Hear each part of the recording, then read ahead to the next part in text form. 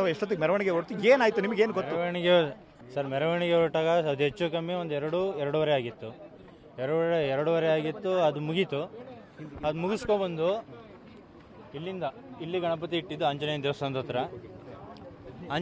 ಹತ್ರ ಗಣಪತಿ ಇಟ್ಟಿದ್ದು ಎರಡೂವರೆ ಹಿಂಗೆ ಹೊರಟರು. ತಿರ್ಸ್ಕೊಬಂದು ಮತ್ತೆ ಹಿಂಗೆ ಹೋಗಿ ದೊಡ್ಡಮಲೆನಳ್ಳಿಗೆ ಹೋಗಿ ಅಲ್ಲಿಂದ ಕ್ರಾಸ್ ಮಾಡ್ಕೊಬಂದು ಊರೆಲ್ಲನೂ ಮುಗಿಸ್ಕೊಂಡು ಇನ್ನೇನು ಮತ್ತೆ ಆರ್ಕೆಸ್ಟ್ರಾ ಸ್ಟಾರ್ಟ್ ಮಾಡಬೇಕಲ್ಲ, 12 ಗಂಟೆ ಹೊತ್ತಿಗೆ ಮುಗಿಸ್ಬೇಕಲ್ಲ ಅನ್ನೋ ಒಂದೇ ಒಂದು ಕಾರಣಕ್ಕೆ ಹೋಗಿ ಡಿಜೆನ ಬೇಗ ಕರ್ಕೊಂಡು ಬಂದರು.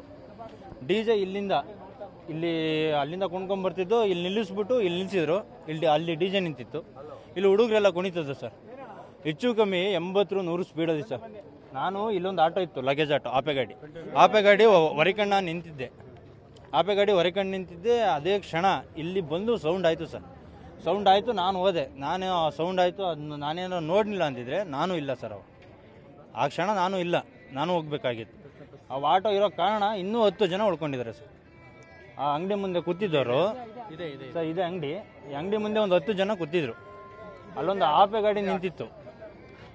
ಇದೇ ಗಾಡಿ. ಈ ಆಟೋ ಇರೋ ಹೊತ್ತಿಗೆ 10 ಜನ ಪ್ರಾಣ ಉಳಿದಿದೆ.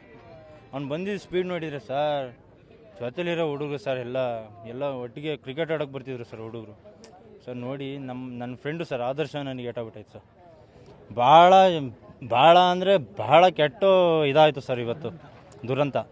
ಇದನ್ನು ಮರೆಯೋಕ್ಕೆ ಆಗಲ್ಲ ಸರ್. ಈಗ ನಿಮಗೆ ಗೊತ್ತಿದ್ದಂಗೆ ಲಾರಿ ಆ ಕಡೆಗೆ ಹೋಗ್ತಾ ಇತ್ತು, ಹಾಸನದಿಂದ ಒಳನರಸೀಪುರಕ್ಕೆ ಹೋಗ್ತಿತ್ತು.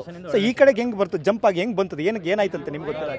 ಅಲ್ಲಿ ಅವನು ಹೆಚ್ಚು ಕಮ್ಮಿ ಅಲ್ಲಿ ಪೊಲೀಸ್ ನಿಂತಿದ್ದಾರೆ. ಪೊಲೀಸ್ ಅಡ್ಡ ಹಾಕಿದರೆ ಅವನು ಆಟೋ ನಿಲ್ಸಿಲ್ಲ. ಅವ್ನು ಲಾರಿ ಅವ್ನು ನಿಲ್ಸಿಲ್ಲ, ಕಂಟೈನರ್ ನಿಲ್ಸಿಲ್ಲ. ಅಲ್ಲಿಂದ ಬಂದಿದ್ದಾನೆ, ಬೈಕನಿಗೆ ಗುದ್ದಿದ್ದಾನೆ. ಇಲ್ಲಿ ಬೈಕನ ಸ್ಪಾಟು, ಬೈಕನಿಗೆ ಇಲ್ಲಿ ಗುದ್ಬಿಟ್ಟು ಇಲ್ಲಿಂದ ಬಂದು ಹಿಂಗೆ ಹೊಡೆದಿರೋದು ಸರ್.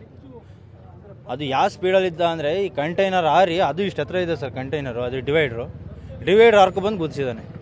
90-100 ಸ್ಪೀಡಲ್ಲಿದ್ದಾನೆ ಸರ್. ಭಾಳ ಕೆಟ್ಟ ದುರಂತ.